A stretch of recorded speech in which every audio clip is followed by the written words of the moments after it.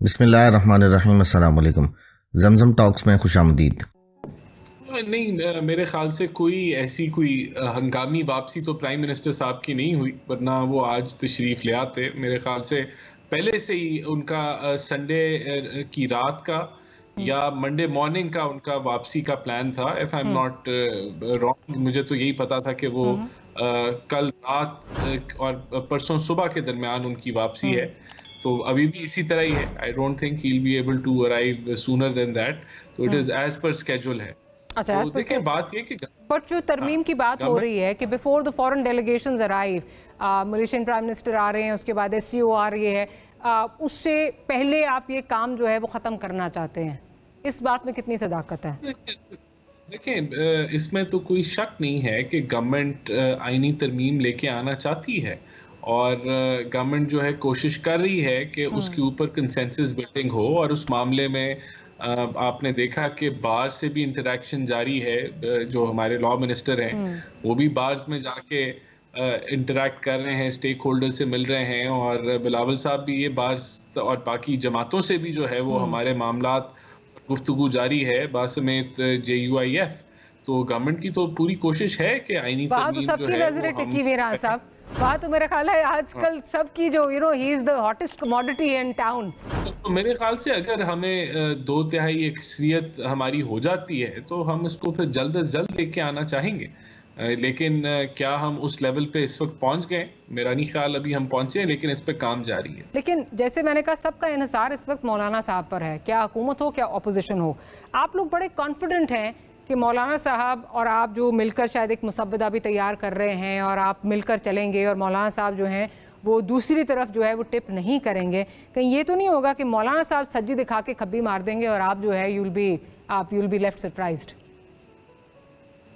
नहीं देखिए, मौलाना साहब बिल्कुल हमारा उनके साथ हर तरह से बिल्कुल ठीक है, लाइज़ान है और इंशाअल्लाह ताला हमें उम्मीद है कि वो इस चीज़ के साथ खड़े होंगे कि ये आईनी तरमीम के ज़रिए जो है मुल्क के अंदर फस्तायत को जो तूल देने की कोशिश की जा रही है, फंडामेंटल राइट्स की वायलेशन हो, कोई ना पूछे किसी जज को उठाकर बलूचिस्तान फेंक दो, कोई ना पूछे किसी जज को ट्रांसफ़र कर दो या उनको घर भिजवा दो, कोई नहीं पूछे, अपनी मर्ज़ी के जजेस बिठाए दें और फिर कोई दरख्वास्त लगानी है या नहीं लगानी, कोई बेंच बनाना है या नहीं बनाना, किसी का मिलिट्री ट्रायल करना है, किसी को किसी तरह उठा कर और फिर गायब करना है और फिर उसके ऊपर कोई सुनवाई नहीं करनी।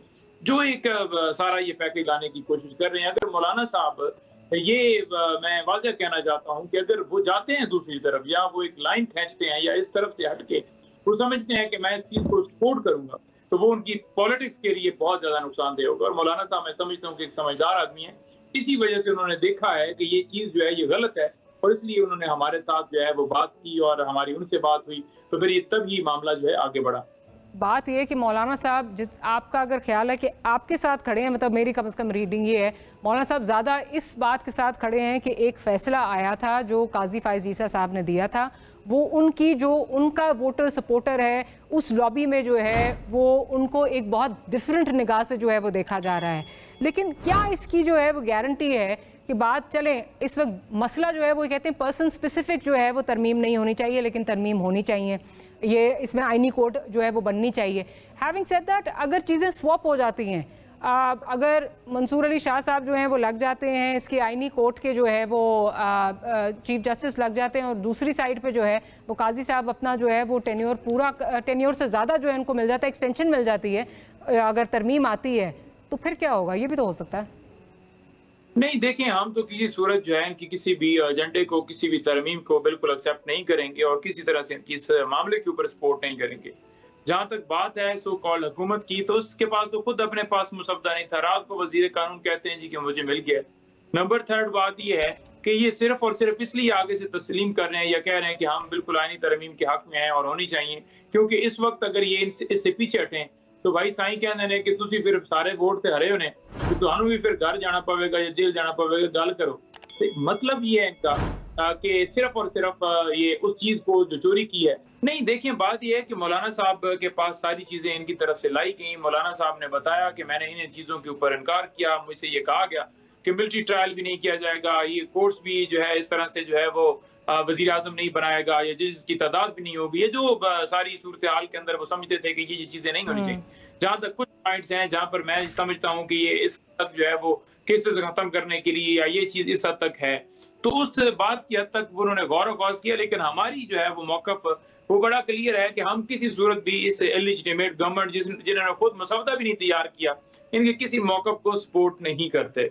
दूसरी बात यह है कि मैं ये समझता हूँ कि जो इस वक्त फस्तायत इनकी तरफ से की जा रही है मुल्क के अंदर बड़ी बदहाली है। एक लेकिन हम इनकी किसी जो है वो मसौदे को सपोर्ट नहीं करते। मैं तो पहले आप अपना मुसवदा लेके आ रहे हैं ना मौलाना साहब के साथ, डिस्कशन की कि वो देखते हैं उसके अंदर है क्या, किस हद तक इनकी नीयत नजर आती है, तो वो देखने की अगर किसी जगह पर मुसवदे की बात हुई है कि हम देखते हैं कि है क्या, तो उस हद तक है। लेकिन अदरवाइज अगर हमारे सामने कोई चीज आएगी कि जनाब ये चीजें हैं और आप इसके ऊपर बताएं कि अब आपका क्या फैसला है, ये भी चीज खत्म कर दी, ये भी चीज, पहले तो नीयत इनकी नजर, नीयत क्या, तो ये तो नीयत ही नहीं है इनकी इस तरफ के वो साफ नजर आएगी इनकी नीयत के अंदर कोई मकसद कोई अच्छा है, इनकी नीयत ही गलत है। वीडियो को लाइक करें, शेयर करें और कमेंट सेक्शन में अपनी कीमती राय से ज़रूर आगाह करें और हमारे चैनल जमजम टॉक्स को सब्सक्राइब करना मत भूलें।